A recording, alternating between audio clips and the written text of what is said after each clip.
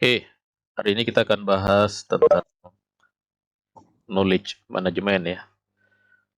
Pada pertemuan keempat di perkuliahan kita rekayasa pengetahuan.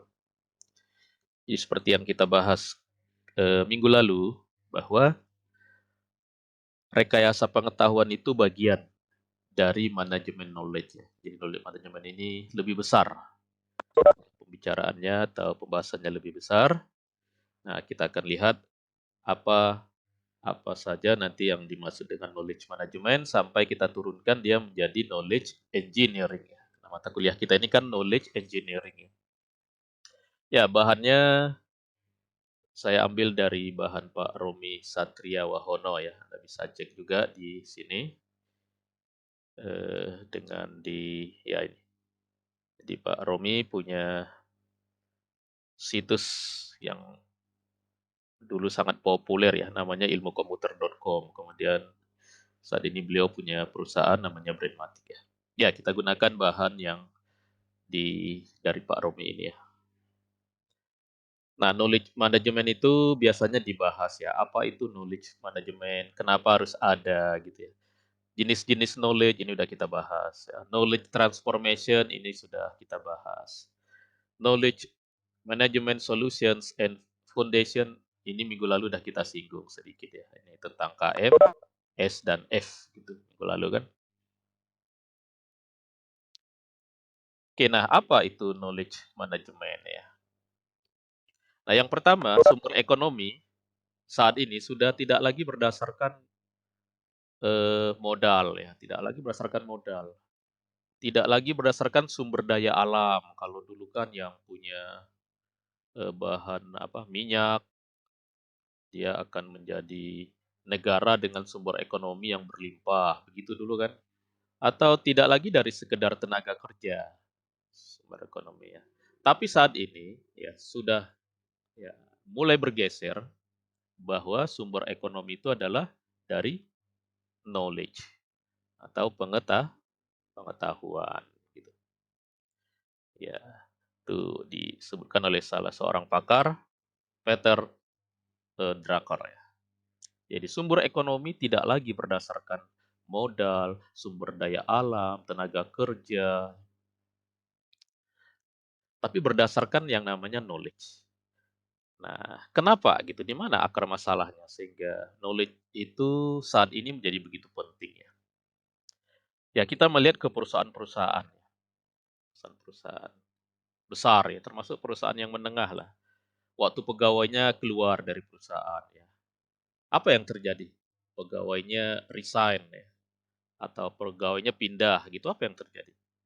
Yang terjadi adalah pengetahuan yang mereka miliki pun ikut pergi. Orangnya pergi, pengetahuannya pergi. Akibatnya apa? Akibatnya orang yang menggantikan pekerjaan mereka itu harus belajar lagi dari awal. Nah, ini sebuah ketimpangan ya, sebuah ketimpangan, sebuah kelemahan karena jadinya menghabiskan waktu lagi. Ya, itu contohnya ketika pegawai meninggalkan sebuah perusahaan. Nah, itu terjadi akibat organisasi tidak mengelola. Mengelola itu kan manajemennya, tidak memanage pengetahuannya dengan baik. Sehingga transfer pengetahuan itu tidak terjadi.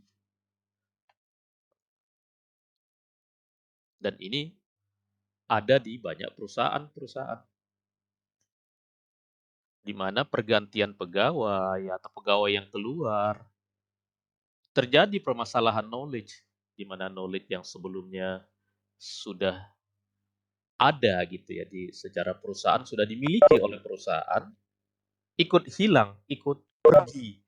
Begitu orangnya ya, begitu personnya pergi atau pindah dari mengerjakan pekerjaan itu. Kan harus ada pengganti. Nah, tidak tidak berpindah ke penggantinya gitu atau yang penggantinya tidak bisa memanfaatkan pengetahuan yang sudah dimiliki oleh orang yang sebelumnya melakukan pekerjaan dia. Itu akar masalah ya, sebuah akar masalah.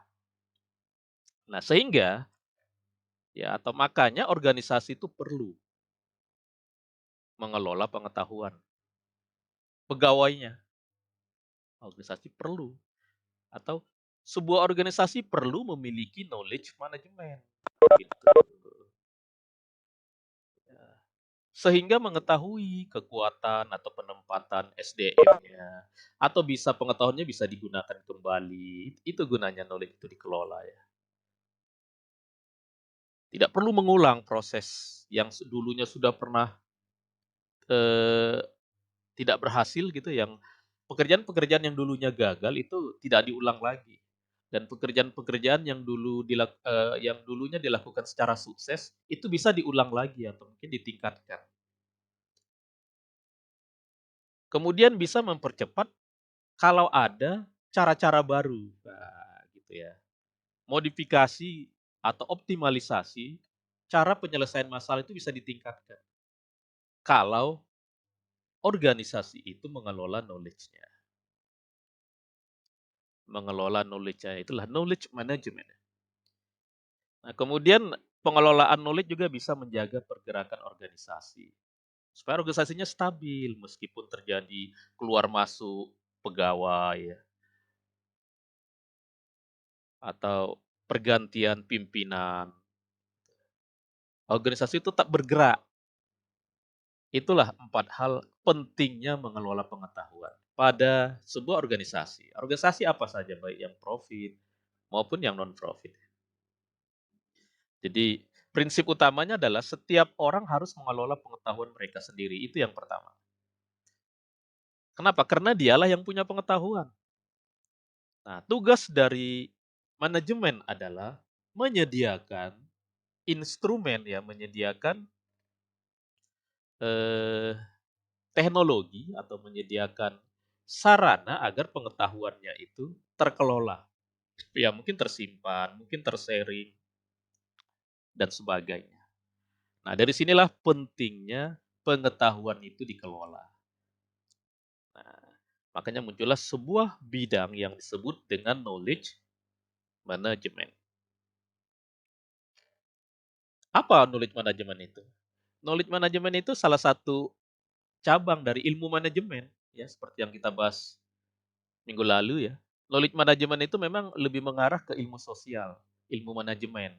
Tapi fokusnya pada peningkatan pengetahuan, pada integrasi informasi, data, dan bagaimana itu digunakan di organisasi. Itulah knowledge management. Jadi bagian dari bidang manajemen. Tapi seperti yang kita bahas minggu yang lalu, begitu knowledge engineering, nah itu rekayasa pengetahuan, itu baru bagian orang teknis. Bagian orang IT, terutama sekarang teknisnya dikelola oleh orang IT. Ya, walaupun nanti akan kita lihat knowledge management itu tidak mesti berbasis IT.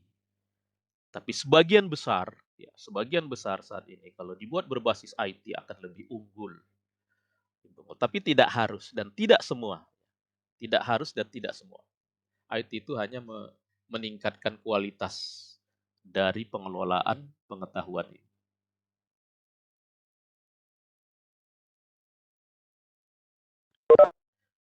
Ya, versi lain ya dari knowledge management itu apa? Ya, kalau kita ini knowledge management can be defined as performing the activities involved in discovering, capturing, sharing, applying ya gitu ya. Nah, ini kalau begini ini sudah masuk ke IT-nya ini. Di mana knowledge management itu adalah apa?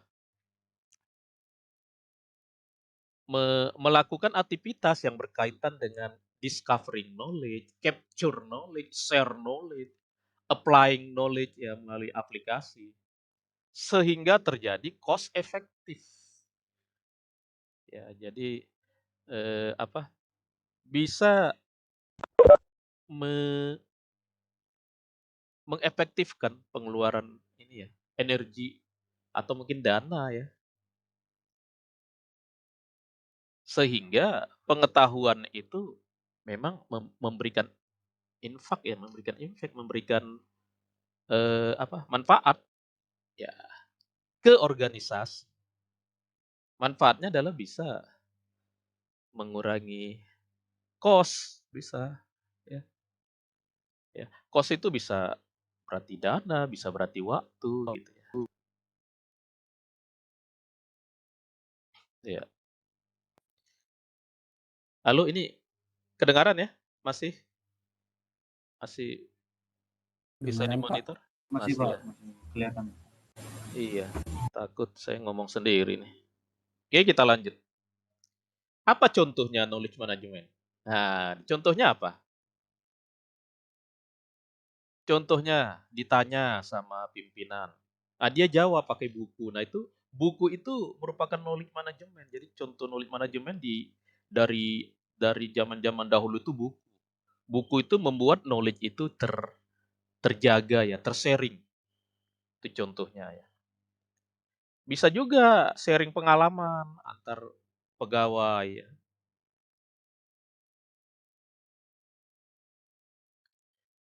Ya kalau teknologi bisa dibuatkan grup WhatsApp itu berarti salah satu cara memanage knowledge. Grup kalau zaman dulu ada namanya mailing list ya. Mailing list itu email kita terhubung rame-rame gitu dalam satu grup. Nah, itu bisa dalam bentuk mailing list. Kalau sekarang mailing list itu sudah digantikan sama grup-grup chat ya. Apakah Telegram, WhatsApp, dan sebagainya ya. Atau dengan bertanya. Nah, itu juga salah satu bagaimana knowledge itu bisa terjaga. Ya.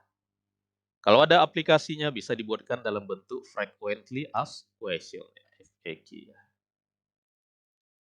Kalau ada aplikasinya bisa dibuatkan dalam bentuk seperti itu. Oke, itu contohnya ya, contoh.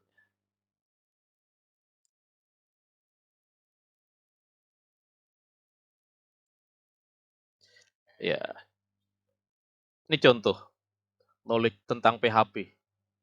Dibuatkan sebuah website di php.net. Nah, sehingga orang bisa membaca ini aja untuk mengetahui pengetahuannya untuk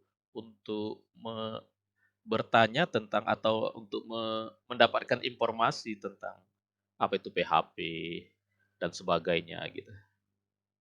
Dan berbagai aplikasi-aplikasi lain kan punya seperti ini. Ini dibuat dalam rangka apa? Dalam rangka memelihara knowledge. Kalau Anda lihat ya di PHP, di Python, ya, di Java gitu. Mereka punya ini. Ya, apakah namanya FAQ ya, apa, atau manual atau tutorial gitu. Itu knowledge management. Contoh ya. Contoh sederhana.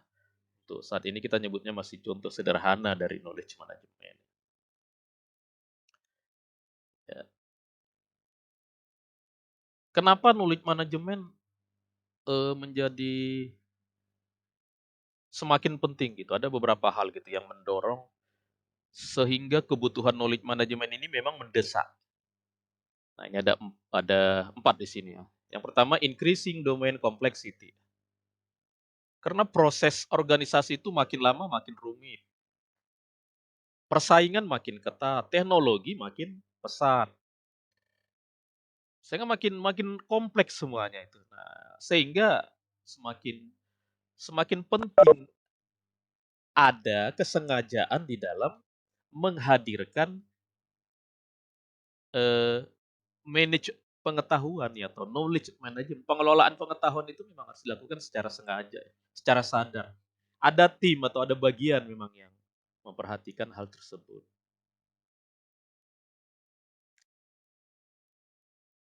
Yang kedua, accelerating market volatility ya. Kena laju perubahan ya yang disebut dengan volatilitas ya, dalam setiap ini di industri meningkat pesat sekarang perubahan-perubahan di industri. Kalau Anda lihat ya sekarang ini ya dalam apalagi di masa-masa Covid ini banyak hal yang berubah gitu.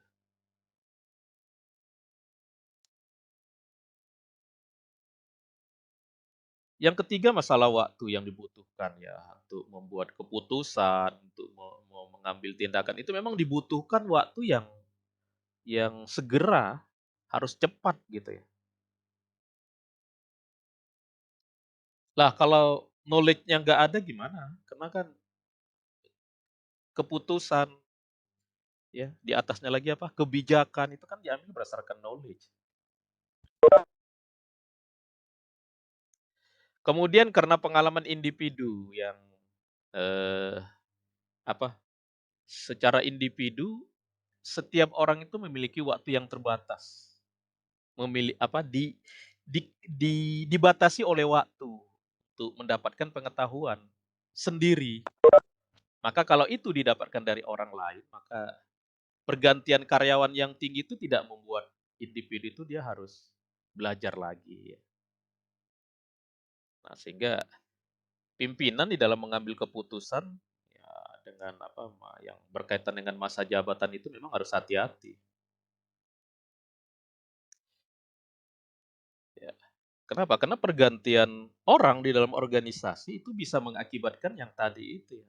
Itu berkaitan dengan knowledge dan knowledge berkaitan dengan perkembangan organisasi.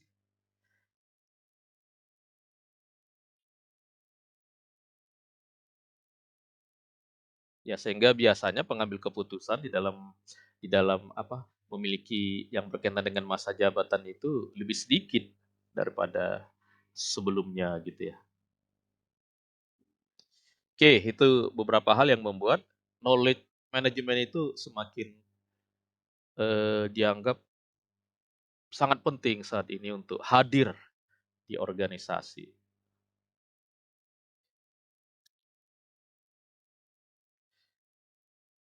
Ya, ini lanjutannya, bahwa organisasi terus-menerus menghadapi perampingan atau persentase pergantian yang tinggi karena sifat alami dari industri ya saat ini ya.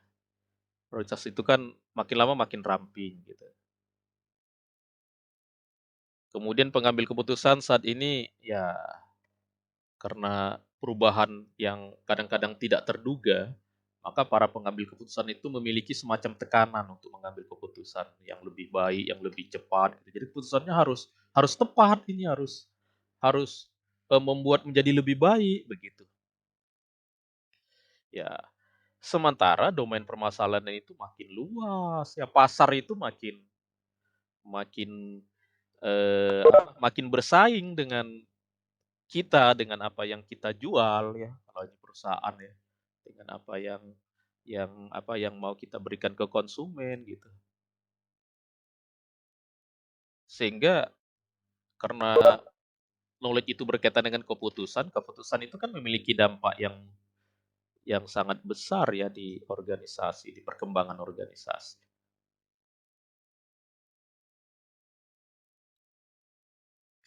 Oke, ini yang sudah kita bahas ya, di sini ada ya, jenis-jenis knowledge ini udah kita bahas. Yang pertama oh yang ini belum ya, knowledge itu memang ada yang deklaratif, ada yang prosedural ya. Kalau deklaratif itu menjawab pertanyaan, know what ya, menjawab pertanyaan what. Sedangkan yang prosedural menjawab pertanyaan how. Jadi kalau kita bertanya, misalkan ada cerita tentang Python ya, "Apa apa sih itu Python?" Ah, itu kalau dijawab nanti pengetahuannya disebut pengetahuan deklaratif. Kalau orang bertanya, "Gimana cara menggunakannya?" Nah, itu pengetahuannya menghasilkan pengetahuan prosedural ya. Prosedural itu kan ini dulu, ini dulu, ini dulu. Nah, itu gimana caranya? Nah, gimana itu biasanya kan jawabannya berbentuk langkah-langkah ya, proses ya. Jadi pengetahuan itu ada yang deklaratif, ada yang prosedural. Apakah sekedar menjawab pertanyaan apa sih itu gitu? Atau pengetahuan itu bisa menjawab pertanyaan gimana caranya? Kemudian pengetahuan ada yang tacit, ada yang eksplisit. Ini yang kita udah pernah. Eksplisit pengetahuan yang tertulis, yang terarsip, yang tercetak di media cetak biasa atau di elektronik ya. Dan bisa dijadikan sebagai bahan pembelajaran atau referensi untuk orang lain. Sedangkan tesis pengetahuan yang berbentuk, nah itu tadi yang berbentuk know how tadi yang pengalaman, skill, pemahaman ya maupun apa rule of thumb ya apa sukses story atau apa gitu ya, yang berbeda dengan eksplisit yang tertulis, terarsip, tersebar gitu. Kalau tesis dia tidak tertulis gitu.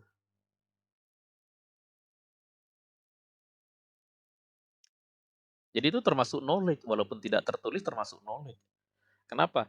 Karena bisa digunakan orang lain untuk memecahkan solusi tertentu. Ya contoh kita kemarin ada teknisi yang dia bisa memperbaiki sebuah mesin, semula mesinnya rusak, mati, ketika dia utak-atik jadi bagus. Ditanya, "Apa yang Bapak lakukan? Kok bisa?" Saya nggak bisa jelaskan, tapi saya cuma ganti ininya gitu. Tapi kenapa dia bisa jadi bagus, saya juga nggak tahu katanya. Nah gitu. Berarti pengetahuan dia itu tacit. Ya, ya. Hanya tentang bagaimana caranya, tacit. Tapi itu termasuk pengetahuan, karena terbukti bisa memecahkan masalah. Nah, makanya Michel Poliani ini sangat terkenal ya. Saya juga pernah bilang, pengetahuan kita itu jauh lebih banyak daripada yang bisa kita ceritakan. Artinya apa yang kita tahu nggak semuanya bisa kita ceritakan. Lebih banyak yang nggak bisa kita ceritakan yang disebut dengan tesit tadi. Ya kalau minggu lalu kan ada, apa, pengetahuan itu kalau ibaratnya di dalam tenggelam, yang muncul di permukaan itu sedikit, yang tenggelam bagian dia yang tenggelam itu lebih banyak. Bagian yang tidak bisa diungkapkan itu lebih banyak pengetahuan kita. Nah, itulah tugas kita bagaimana pengetahuan-pengetahuan tesit itu bisa menjadi eksplisit. Di dunia IT harus eksplisit pengetahuan yang mau direkayasa nanti itu harus explicit knowledge kan nggak bisa yang tacit knowledge. Nah, ada juga pengetahuan yang bersifat umum, bersifat spesifik ya, general. Kalau umum ya pengetahuan yang bukan berdasarkan kasus tertentu atau bidang tertentu ya gitu ya. Ada pengetahuan yang bersifat spesifik sudah dari satu pengetahuan yang general diturunkan ke tingkat yang lebih-lebih kecil, yang lebih detail sehingga nanti pengetahuannya khusus hanya tentang itu saja. Nah, gitu ya. Misalkan kita bicara tentang bagaimana cara mereparasi sebuah alat-alat teknik. Nah, itu secara umum ada namanya general knowledge. Ada cara-cara umum atau pengetahuan umum tentang bagaimana kita memperbaiki perangkat-perangkat teknik.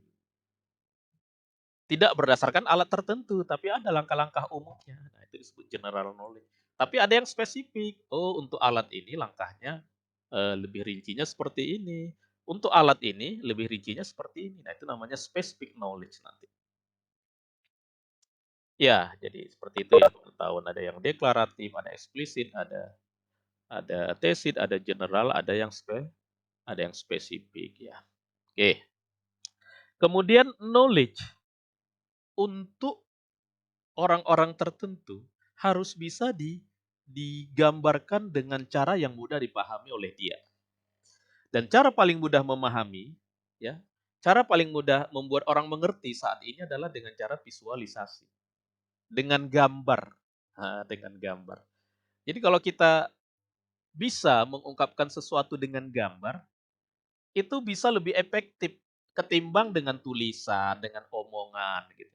Kalau bisa dengan gambar. Nah, umumnya knowledge yang untuk tingkat atas, pimpinan tingkat atas, itu knowledge-nya kan sudah merupakan agregat ya, apa sudah merupakan pengetahuan yang apa?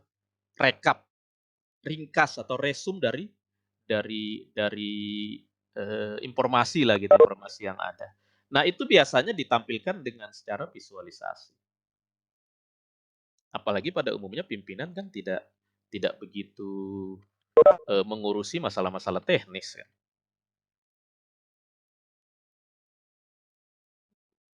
Nah, sehingga knowledge itu memang ya perlu cara-cara untuk bisa apakah dalam bentuk grafis, dalam bentuk diagram dan sebagainya gitu. Nah, ada beberapa tool yang bisa digunakan untuk menggambarkan knowledge secara grafis ya. Ada apakah mau pakai mind map, ya ini kan mind map ini dikembangkan oleh Tony Buzan ya. Mind map ini termasuk Anda kalau kuliah. Saya waktu kuliah dulu udah mulai ya mencatat perkuliahan itu pakai mind map. Nanti kita lihat ya mind map itu seperti apa. Ini Anda cek ini di yang pertama kali mencetuskan gitu ya, yang berani melontarkan bahwa mind map ini tool yang yang bagus gitu ya, itu si Tony Tony Buzan ya, Tony Buzan. Atau mungkin kalau kita, kalau kayak kita lah di pemrograman pakai flowchart, itu kan gambar ya. Memahami program lewat flowchart tuh lebih lebih mudah ya. Atau kalau ada prosedur atau SOP di sebuah organisasi atau di sistem ya, kita bisa gambarkan pakai UML biasanya kan. Biasanya kan pakai UML ya, atau pakai BVN nanti ya, BVN ini nanti apa ya kita bahas nanti BVN gitu. Itu secara umum, knowledge itu bisa digambarkan. Di samping kalau kita gambarkan, kita untuk mendokumentasikannya juga lebih lebih enak ya, dan mengkomunikasikannya bisa dipahami oleh orang yang lebih luas, kalau dinyatakan dengan gambar ya. Dan lebih ringkas lagi dokumentasinya jadi lebih lebih sedikit ya. Makanya ada yang bilang, "Katakanlah dengan gambar," gitu, katakanlah dengan grafis, dengan diagram gitu ya. Apalagi data-data yang berbentuk agregat. Ini contohnya mind map. Mind map. Seseorang ingin menceritakan rumah dia seperti apa. Dikasih aja mind map seperti ini. Ya, rumahku kayak begini. Nah, coba kalau Anda baca. Oh, ada kamar mandinya. Oh, ada ruang tamu. Di rumahnya ada taman, di tamannya ada bunga, ada rumput, ada lampu-lampunya gitu. Ada garasi ya di rumah kamu ya? Ada garasi untuk mobil, untuk sepeda, untuk motor gitu. Oh, rumahnya juga ada dapur ya, di dapurnya ada kompor, ada dispenser gitu, ada kamar mandi dan gitu. Jadi yang membaca orang orang orang itu langsung gitu ya. Ini mind map ya, ini contoh mind map seperti ini. Dan Anda bisa membuat seperti ini bisa, cuma ada tool-tool-nya nanti ya. Ada untuk menggambarnya dengan mudah bisa pakai tangan, bisa pakai aplikasi ya, mind map ya. Ini contoh lain ya. Anda membaca sebuah buku, Anda review gitu. Oh, ini latar belakang bukunya apa, pengarangnya siapa ini dan sebagainya gitu. Atau waktu rapat gitu, ini lagi ada rapat gitu. Ya. Rapat ya digambarkan pakai mind map ini. Oh, di rapat tadi itu yang hadir siapa, topiknya apa, tujuan rapat apa, akan diapakan nanti di hasil rapat itu nanti untuk ada nggak actionnya gitu dan sebagainya gitu. Masih mind map ya, pakai mind map. Termasuk Anda kuliah kan? Anda kuliah, oh materinya hari ini tentang knowledge management, latar belakangnya tadi apa, ininya apa, nah gitu dan selanjutnya. Mind map ya, ini juga ada project. Nah, bisa kita gambarkan dengan mind map.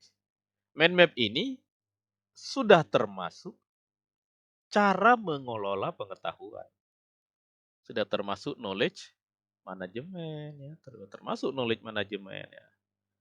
Nah, ini knowledge yang berbentuk, pembelajaran ya. Nah, belajar lingkaran, lingkaran itu apa nanti ya.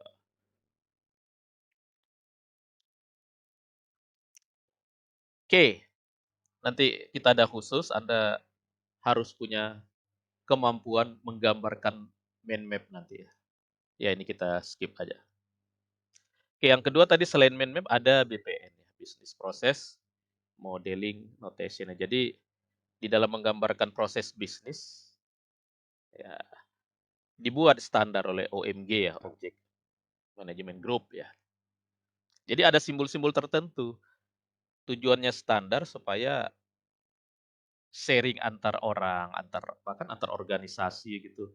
Menggunakan kode atau simbol-simbol yang sama gitu ya. BVN ini ya mirip lah dengan UML ya nanti. Ada simbol-simbol tertentu untuk menggambarkan, oh ini harus begini dari sini ke sini, ini syaratnya ini begini, nah gitu. Jadi ada di BVMN ini ditentukan gitu, simbol-simbolnya harus pakai apa gitu, supaya jangan ada yang beda-beda. Tujuannya tadi kan supaya bisa berkomunikasi antar orang. Ya contoh ya, kita mau buat, eee, proses bisnis ya, pe penentuan, penerima beasiswa gitu ya. Ya misalkan dari universitas, di sini contoh kan Universitas Suka Belajar gitu ya. Prosesnya kan dari administrasi, mengumumkan, dari kampus mengumumkan ada lowongan beasiswa gitu. Mahasiswa kemudian nanti bisa mendaftar, kemudian diseleksi oleh universitas, yang diseleksi itu profil sama nanti ada wawancara, baru nanti akan diumumkan gitu. Nah, itu gimana menggambarkan dalam bentuk BVMN gambarkannya. Hasilnya itu berupa knowledge nanti. Kenapa? Karena semua orang jadi bisa me membacanya, jadi mengetahuinya dan caranya standar, komunikasinya digunakan dengan cara standar. Sebenarnya ditulis seperti ini juga sudah knowledge. Nah, tapi kan kita menginginkan knowledge itu yang lebih baik. Dengan gambar tadi kan bisa menyimpan ya, bisa menyederhanakan knowledge yang akan kita sampaikan atau yang akan kita simpan ya, yang akan dikelola gitu dan sebagainya. Nah, biasanya contoh ini yang pakai BPNN seperti ini yang penentuan beasiswa. Nah, seperti ini digambarkan. Berisi ini yang tadi, 1, 2, 3, 4 tadi, bagaimana prosesnya ya, bagaimana prosesnya. Ini orang-orang yang terlibat ya, ada atau unit komite, bagian administrasi, nanti mahasiswa dia melakukan pendaftaran, kemudian dia mengirim dokumennya nanti. Kemudian dari universitas nanti, melakukan seleksi, melakukan wawancara gitu, bagian administrasi lah nanti yang mengumumkan, buat pengumuman gitu ya, nanti menerima menerima lembar seleksi yang akan diserahkan ke bagian komite sampai mengumumkan. Nah, jadi yang ini berarti awalnya, ini akhirnya. Nah, ini judulnya adalah penentuan beasiswa. Lebih sederhana melihatnya ketimbang ini ya dalam bentuk tulisan. Atau lowongannya ini kalau digambarkan dalam, bentuk BVMN yang lain ya, kalau misalkan, eee, ya ini sebenarnya kasus lain ya untuk menganalisis kelayakan media. Tapi ini simbol-simbolnya nih yang penting Anda perhatikan, bahwa ada simbol-simbol tertentu untuk menggambarkan bagaimana, prosedur di sebuah perusahaan gitu. Nah, jadi ada, simbol-simbolnya ada berbentuk aktivitas, ini tadi ya, ini aktivitas, ada yang berbentuk penghubung ya, di sini disebut gateway dan sebagainya gitu, ada berbentuk penyimpanan dan seterusnya. Itu BVMN ya. Ya, ini ada kejadian-kejadian ya. Nah, ini ada banyak simbol-simbolnya. Ya, dan nanti harus punya keterampilan gitu. Gambarkan dari mind map menjadi BVMN, menggambarkan prosedur secara BVMN. Oke. Nah, knowledge itu di mana lokasinya? Ya knowledge itu pertama ada di orang, ada di tempat penyimpanan ya, apa di praktisi, secara teknologi atau di gudang gitu ya, di artefak ya, artefak. Atau di dalam organisasi itu sendiri, di bagian-bagian organisasi ya. Oke, itu dari mana kita mendapatkan knowledge? Di mana tersedianya knowledge? Oke, ini nanti, untuk latihan nanti ya, secara khusus nanti kita. Kemudian nah knowledge itu kan bisa bertransformasi ya dari bentuk ini ke ini, dari ini, nah gitu. Nah yang pertama knowledge itu awalnya dari mana? Knowledge itu ya awalnya dari data. Awal knowledge itu dari mana? Dari data. Nah, knowledge itu pertama dari data ya. Data dari mana? Ya, data itu yang saat ini, data itu apa yang kita produksi setiap hari itu bisa jadi data ya. Mau kita kerja di bagian astronomi, bisnis, kedokteran, ekonomi ya. Ya, secara administrasi data itu tercatat. Nah, itu data itu tersimpan, diproduksi terus. Ya. Kehebatannya di zaman kita ini produksi datanya itu tersimpan, tersharing. Sehingga jumlah dan ukuran yang tersimpan itu sangat besar. Dengan IT tentunya kan. Sementara knowledge bisa berasal dari sini, dari data gitu. Dan data itu tumbuh terus. Dari dulu satuannya hanya bit, byte, kilobyte, megabyte, gigabyte, terabyte, petabyte, sampai sekarang ke yottabyte ya. Sekarang kita masih di zaman tera. Anda ya, kita lah sekarang ini, zaman tera. Tapi saya awal mengenal komputer udah di zaman kilo ya, zaman kilo. Memori komputer pertama saya pakai dulu besarnya 640 kilo. Saya pakai komputer ya pertama kali. Tapi sebelum ada komputer kan ada mikroprosesor. Nah, mikroprosesor saya itu 2 kilo memorinya bisa nyimpan. Berarti saya mengenal komputer sejak zaman kilo ya. Sekarang Anda kan di zaman tera. Hadis Anda kan tera ya. Itu pun teranya baru 4 tera. Tapi saya nggak ngikutin ya. Sudah ada nggak hadis yang 8 tera? Sudah ada nggak? Saya nggak ngikutin pasar ini, halo? Masih mendengar? Halo? Masih, Pak. Masih ya. Masih Pak, masih Pak. Tadi saya nanya, nggak ini. Udah ada nggak Belum tahu hadis Pak kalau yang 8 tera udah ada nggak ya? Yang saya tahu, yang saya pernah beli, nggak saya juga yang beli ya, untuk yang lain dulu ya. 4 tera. Udah ada nggak yang 8 tera?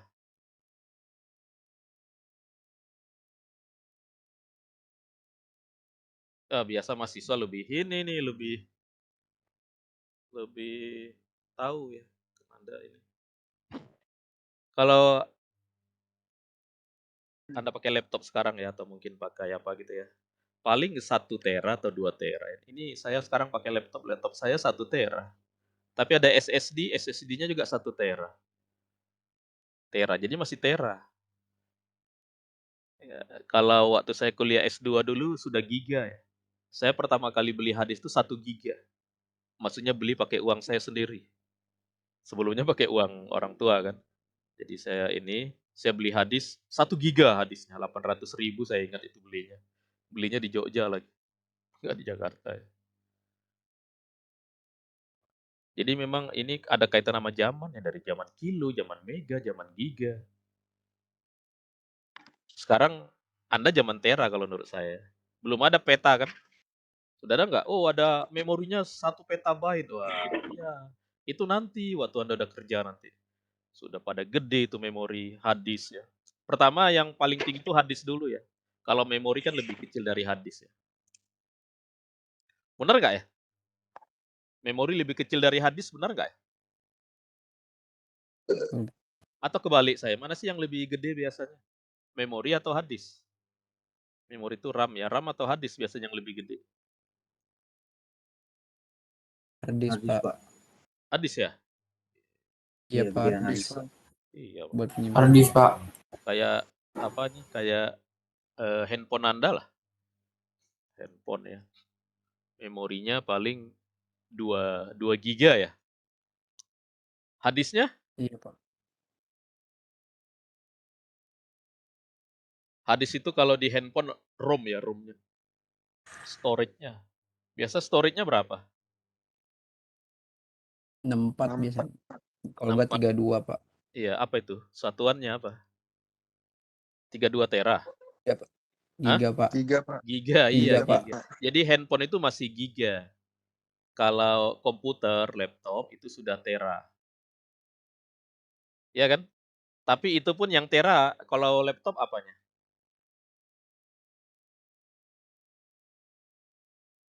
Yang tera laptop tadi apa? Hadisnya Pak. Hadis, Pak. Hadisnya. Hadis. Hadisnya Pak. Udah ada nggak RAM yang tera? Hadis. RAM-nya udah ada nggak Belum, yang Pak. tera? Belum Pak. Belum. Belum. Wah, kalau RAM tera nanti berarti aplikasinya canggih banget ya. Karena semakin gede penyimpanan berarti aplikasi makin besar.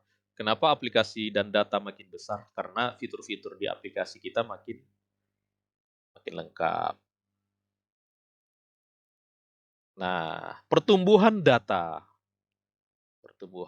itu sangat cepat sekali saat ini ya. Tapi ini total ya, total. Ada orang yang mentotalkan, memperkirakan ya.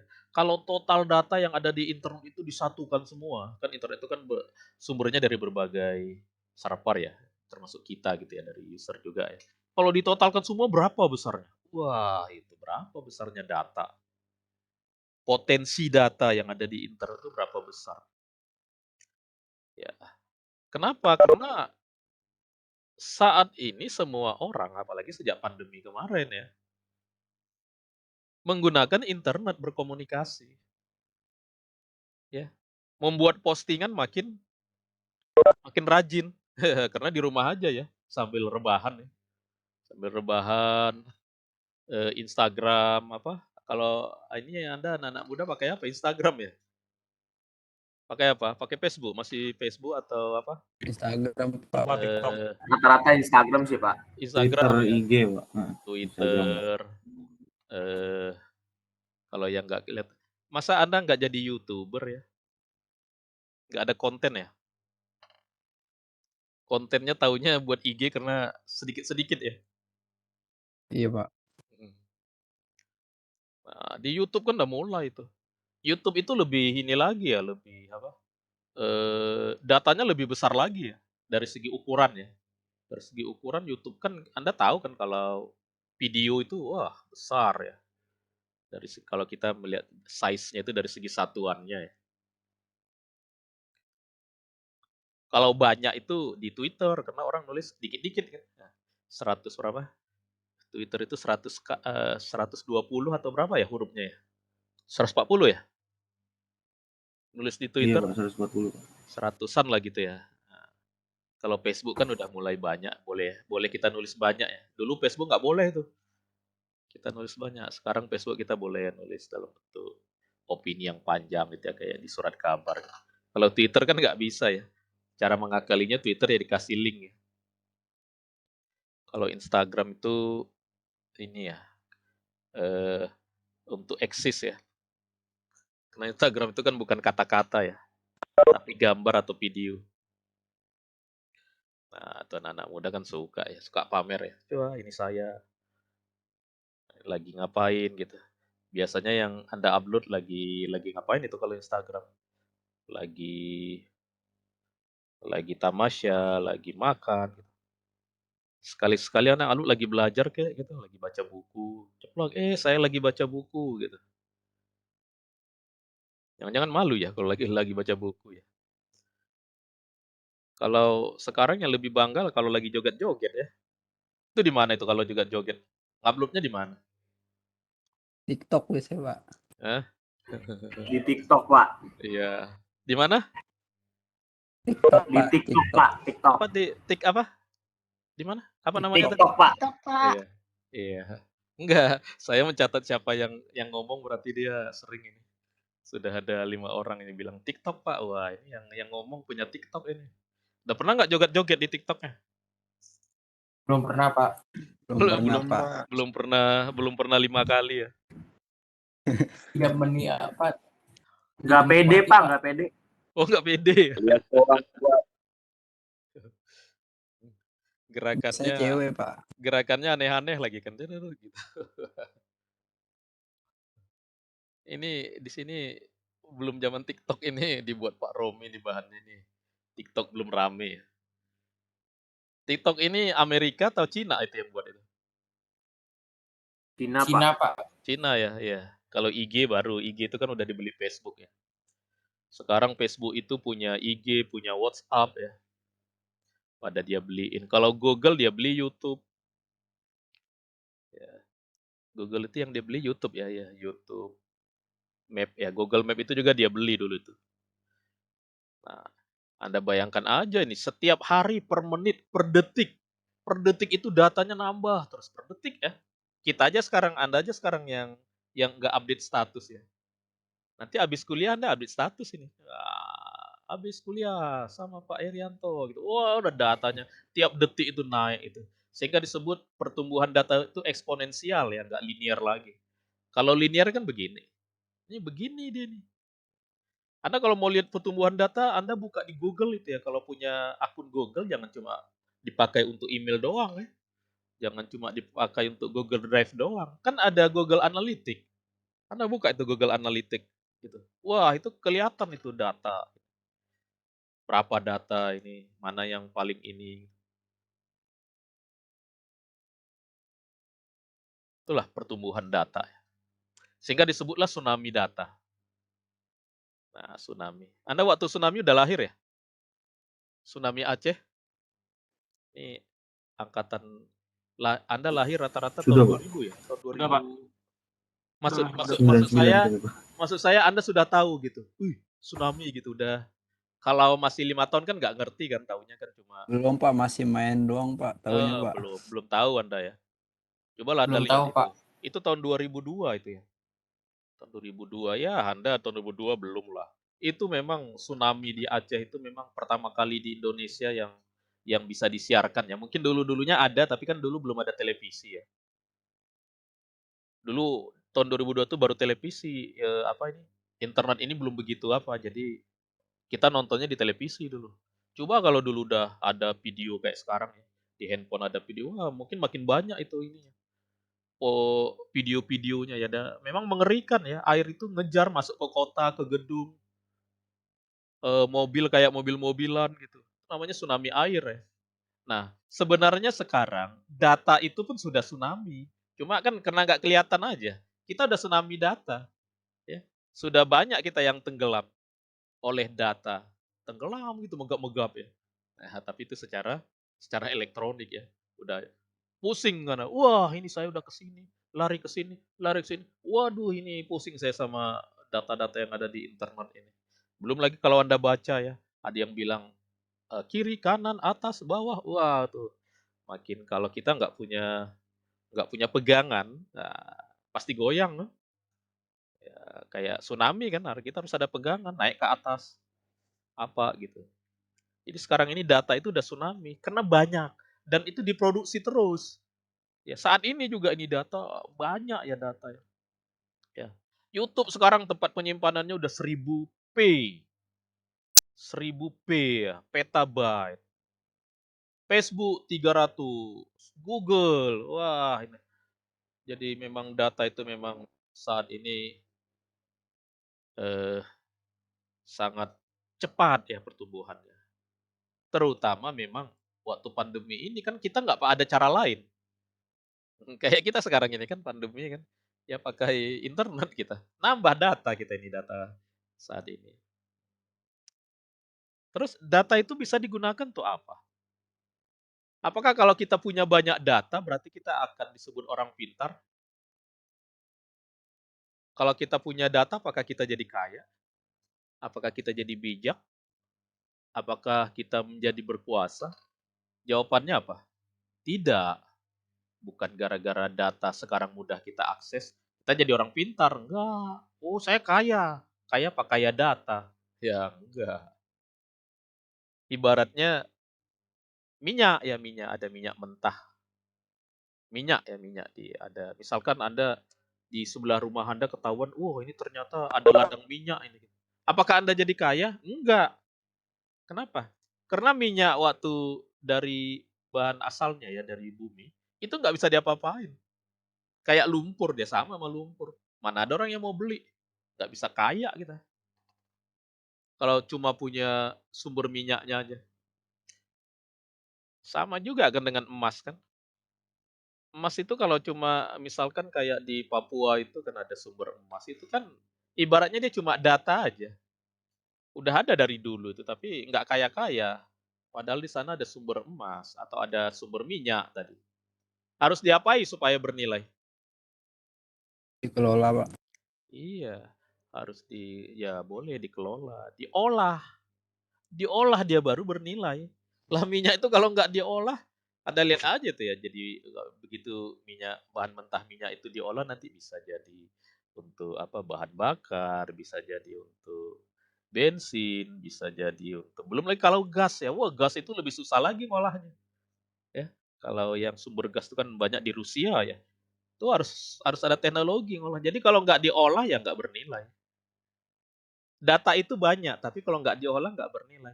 Ibarat orang punya sumber minyak, tapi cuma minyak mentah. nggak diolah, nggak ada yang mau beli, nggak bernilai. Ya, dari dulu juga Indonesia udah ketahuan, di sini ada sumber minyak, di sini ada sumber emas, ada sumber gas. Kalau sekarang ada sumber untuk baterai itu apa namanya? Nih, apa, nikel ya, nikel. Tahu ya? Pernah pernah dengar ya? Bahan baterai, Pernah, Pak. bahan untuk membuat baterai, ini kan kayak baterai handphone kita kan paling tahan berapa? Sehari kan. Nah, jadi di masa depan baterai itu bisa tahan seumur hidup itu nggak perlu ngecas-ngecas kita. Nah, itu kan sedang dikembangkan itu teknologinya. Wah, nggak perlu ngecas-ngecas kita ya. Asik juga ya. Bisa main paling nanti handphonenya panas ya, rusak ya. Nah, itu ada bahannya dan Indonesia termasuk yang punya bahan paling besar di dunia itu. Tapi nggak kaya kita belum. Kenapa? Karena kita pada nggak tahu cara ngolahnya. Nah, itulah akibat ada data tapi nggak tahu ngolahnya. Ya. Kan itu yang tadi nikel tadi kan itu untuk bahan untuk mobil listrik ya nanti ya. Kan mobil nanti nggak pakai minyak, nggak pakai bensin, pakai listrik. Nah itu dia kayak batu baterai kita itu, baterai handphone Anda, tapi punya kemampuan menyimpan listrik yang lebih lama gitu. Nah, bahannya nikel. Kita punya Indonesia ya di daerah timur gitu. Ya. Pada akhirnya orang lain tuh, kita cuma dapat ininya, dapat persen ya, dapat persen. Sama kayak emas di Papua itu ya. Wah, itu udah dikeruk itu sampai ke dalam. Keruk, dikeruk itu, wah tuh kaya banget itu yang mengeruk itu. Ya kita dapat persennya doang. Kenapa? Karena kita tidak memiliki teknologi. Sama dengan ini data sekarang. Sekarang ini data itu mudah, kita ada mau ambil data di Twitter, caranya mudah ya. Ngambil data di internet, data-data publik itu ada banyak di internet. Tapi nggak ada gunanya. Karena bukan data itu yang buat kita pintar, buat kaya, buat bijak, buat kita sebagainya gitu ya. Tapi apa? Diolah. Nah, kalau kalau di kita itu namanya di engineer, diolah, direkayasa. Itu untuk data yang dari internet ya, direkayasa. Supaya kita nggak tenggelam aja di data. Tapi kita bisa memanfaatkan data untuk apa? Untuk menjadi knowledge. Jadi salah satu sumber knowledge adalah dari data. Gitu nanti. Jadi knowledge, nah, makanya ini pernah di salah satu apa buletin di dunia ya, ini yang populer ya tentang sains itu menyebut data is power. Data is power sekarang. Kalau dulu apa minyak ya, apa minyak, sumber minyak is power gitu. Makanya negara-negara yang punya minyak di bawah tanahnya itu kaya-kaya ya. Termasuk kita kan ada kan. Kita di beberapa tempat kan memang, padahal kita cuma dapat persennya ya. Yang ngolah kan bukan nggak teknologi kita ya, tapi itu aja kita kaya. Kayak negara Arab itu kan.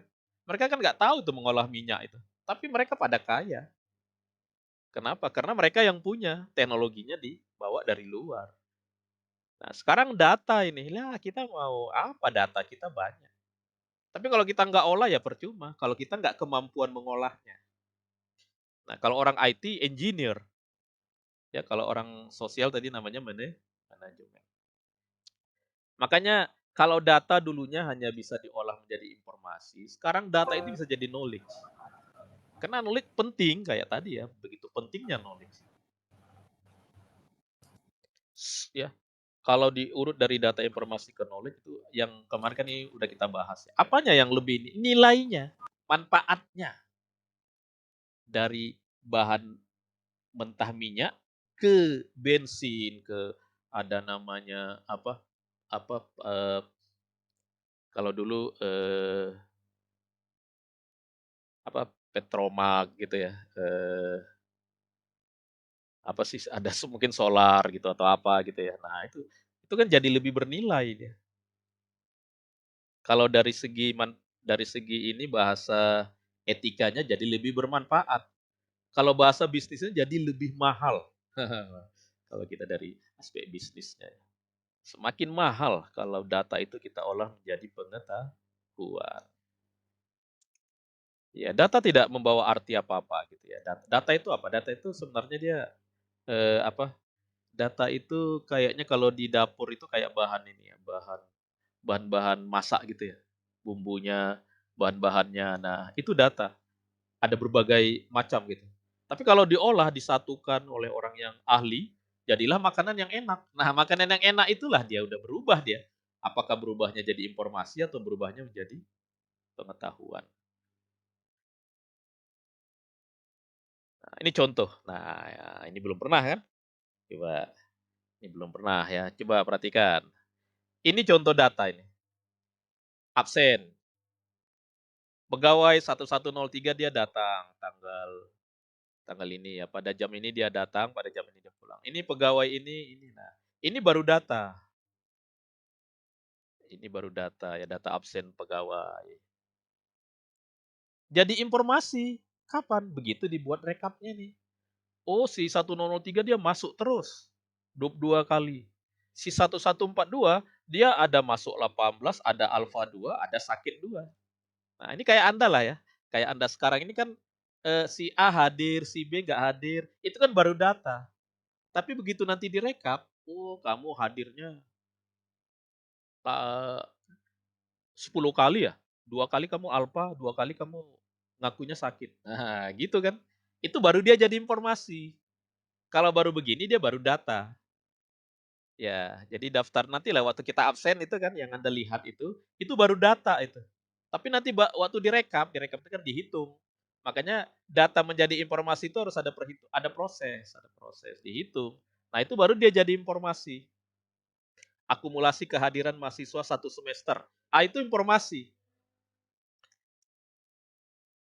Ya. Nah, informasi. Hari Senin hadir 7 orang, hari Selasa atau pertemuan pertama hadir sekian orang, pertemuan kedua. Nah, itu baru informasi. Nah, kapan jadi pengetahuan? Nah, kapan dia jadi pengetahuan? Ya. Oke, kapan dia jadi pengetahuan? Oke.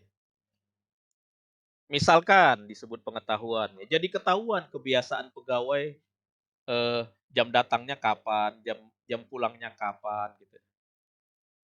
Itu contohnya. Dari absen jadi ketahuan kebiasaan pegawai. Kebiasaan itu kan hal yang baru, bukan data, bukan dari tampilan absen tadi, tapi bisa menghasilkan fenomena baru yang disebut kebiasaan pegawai. Oh, ini pegawainya biasanya gimana contohnya kalau yang dari yang tadi ya?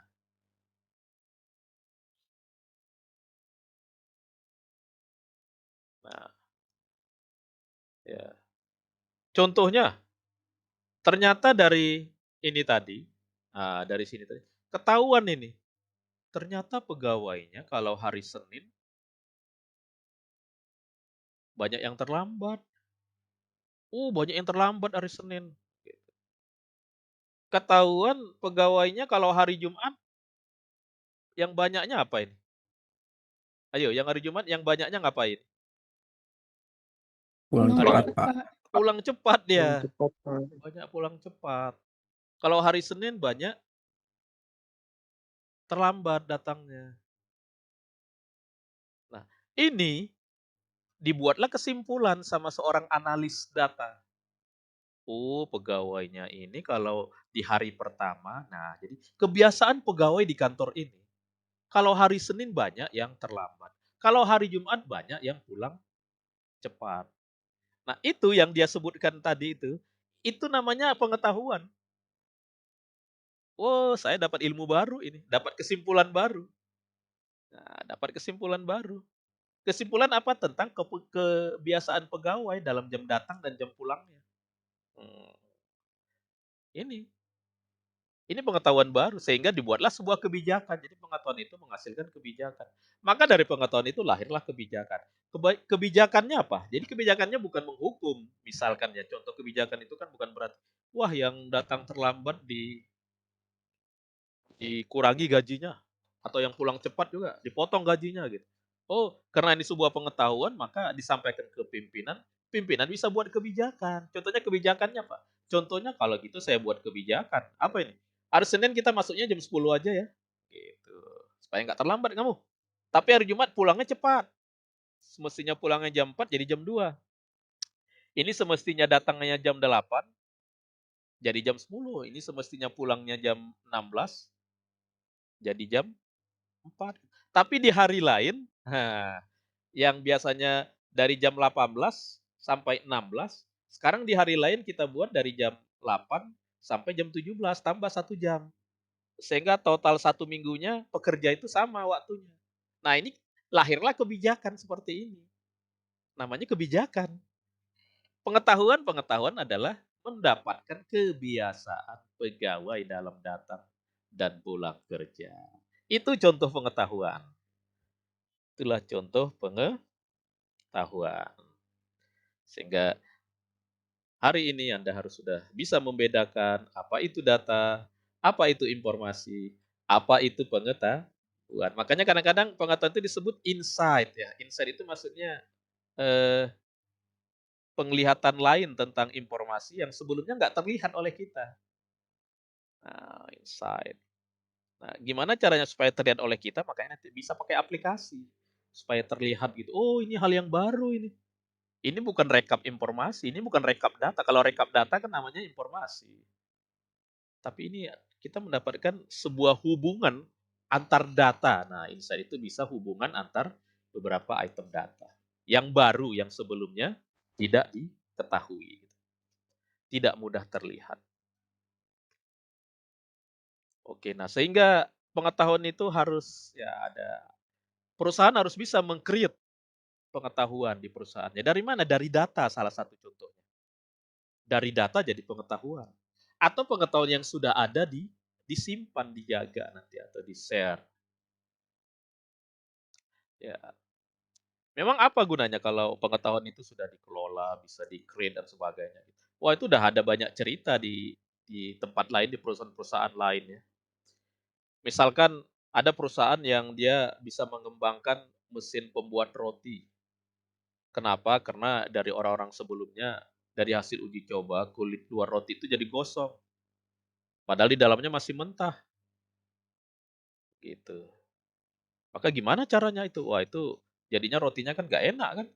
Yang di luarnya gosong, di dalamnya mentah. Maka dibuatlah mesin pemanggang. Mesin pemanggang yang membuat merata. Jadi kalau biasanya yang dipanggang itu bawah ya, panasnya di bawah.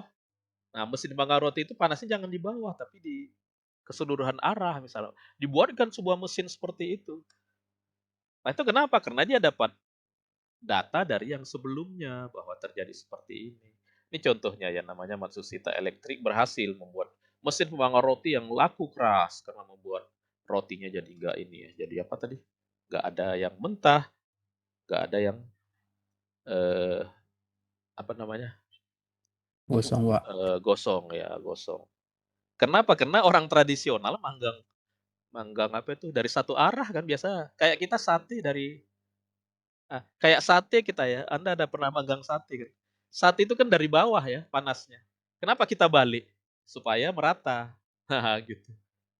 Nah, mungkin zaman dulu ada juga teknologi memanggang roti, tapi rotinya itu berputar. Nah, itu juga salah satu teknologi supaya tidak tadi itu tidak apa supaya merata, panasnya merata. Oke, nah ini yang kemarin pernah kita bahas spiral pengetahuan. Nah, jadi pengetahuan itu karena tadi ada tesit, ada eksplisit, maka bisa berubah secara sosialisasi, secara eksternalisasi, secara kombinasi, secara internalisasi. Ini udah pernah ya namanya se e seci. Mudah menghafalnya pakai seci aja ya. Oke. Nah, pengetahuan itu ya memang berevolusi ya pengetahuan itu ya. Dari awal sampai sekarang ini ya. Kalau orang IT kan melihatnya kan evolusinya dari data, informasi jadi pengetahuan. Tapi pengetahuan di zaman dulu tuh kebanyakan masih dalam bentuk teoritis, zaman-zaman ini. Ada Socrates, itu kan Anda sering dengar. Itu mereka masih membuat teori-teori aja. Nah, begitu menjadi masuk ke metode ilmiah, teori itu butuh ada empirisnya. Jadi teori itu harus diambil dari empiris, empiris diolah berdasarkan teori nanti menghasilkan empiris lagi. Jadi harus dicobakan ke alam ya, ke alam. Jadi guna guna pengetahuan itu memang untuk alam ya, secara alam. Nah, penyatuan itulah namanya akademis. Jadi akademis nggak bisa hanya teoretikal. Atau nggak bisa hanya empiris, nggak bisa empiris. Empiris itu harus dibantu oleh pemahaman. Oleh pemahaman. Itu namanya di bidang sains ya, munculnya pengetahuan. Nah, sekarang di era kita ini muncul data science, di mana pengetahuan itu diekstrak dari data. Nah, bagaimana data bisa jadi pengetahuan itu nama bidangnya data science secara besar ya. Secara besarnya gitu. Tapi nanti teknologi-teknologi data science ini ada data mining, ada machine learning, machine learning ya, ada machine learning, ada data mining, ada machine learning dan ada deep learning dan nanti di sini ada big data ya, data warehouse. Nah, gitu. Ada big data, ada data warehouse dan yang paling apa? Teknologi yang saat ini paling yang yang sangat populer di dalam membantu data science itu adalah AI, nama besarnya ya, artificial intelligence gitu. Nah, ini ya dari data ke pengetahuan ini udah di awal-awal kuliah udah ini. Bagaimana data diolah jadi informasi atau informasi diolah menjadi pengetahuan. Apa bedanya? Bedanya value-nya. Nah, ini. Kalau value-nya makin lama makin lebar, makin ke bawah makin kecil. Nah, sementara yang makin ke atas apa? Knowledge. Ke atas knowledge. Oke, istilah mining. Nah, itu tadi adalah bagaimana data bisa menjadi pengetahuan. Jadi salah satu sumber pengetahuan itu dari data tadi. Salah satu ya. Nanti minggu depan kita bahas ya. Salah satu sumber pengetahuan itu dari data. Bagaimana data bisa diubah jadi pengetahuan itu salah satunya dengan di mining ya. Digali maksudnya digali. Nah, digali. Jadi saat ini perusahaan-perusahaan yang punya data kayak Gojek, ada perusahaan penjual buah-buahan dan sebagainya. Nah, mereka kan dari transaksi di perusahaan itu sudah ada data. Nah, data itu diolah sehingga membuat Gojek itu makin membuat keputusan-keputusan bisnisnya makin berdasarkan data. Ya, Tokopedia membuat keputusan bisnis sudah berdasarkan data. Datanya diolah. Ada data scientist-nya di sana, data scientist-nya di sana. Alibaba, Airbnb itu dia nggak punya pesawat tapi ini ya apa Gojek dia nggak punya motor, nggak punya mobil tapi dia bisa ini. Atau kayak Uber ya. Kayak Google dia nggak punya konten tapi dia adalah perusahaan konten terbesar gitu ya. Ini dan sebagainya gitu. Itulah akibat dari adanya data mereka membuat keputusan-keputusan ya. Ya ini contohnya ya, ada data, misalkan data tentang calon legislatif DKI, ini data diolah bisa jadi ketahuan ini. Jadi ini contoh pengetahuan bisa seperti ini contohnya. Pengetahuan bisa berbentuk tree gitu ya. Ya ini. Prediksi kelulusan mahasiswa bisa kita buatkan dengan menggunakan nanti algoritma decision tree. Menghasilkan pengetahuan itu dalam bentuk algoritma tree gitu ya. Oke, nah ini yang minggu lalu kita singgung bahwa knowledge management itu ada solution, ada foundation. Nah, ini ada solution, ada foundation. Jadi, di dalam mengelola pengetahuan, ada fondasinya dulu, bagian bawahnya ya. Di atasnya barulah bisa dibangun solusinya. Nah, fondasinya adalah yang minggu lalu kan, teknologi, mekanisme dengan infrastruktur. Ini dikuatkan. Setelah itu barulah bisa, setelah ini ada, barulah bisa dibuatkan sistem untuk eh, menjadi proses di organisasi tersebut. Ya, orang-orang IT biasanya di sini nih namanya dari aplikasi atau kalau kita buat sharing, buat blog, buat apa tadi tutorial atau Wikipedia kayak Wikipedia itu ya, wiki ya, itu knowledge sharing ya. Atau e-learning, ya e-learning itu knowledge sharing. Nah, knowledge capture ya, atau knowledge discovery, nanti knowledge discovery itu ini yang data mining tadi ya. Ya, ini contoh-contohnya. Ini juga minggu lalu udah diberikan ya contoh-contoh apanya nih teknologinya. Oke, ini yang tadi spiral pengetahuan tadi. Oke, itu pembahasan kita hari ini.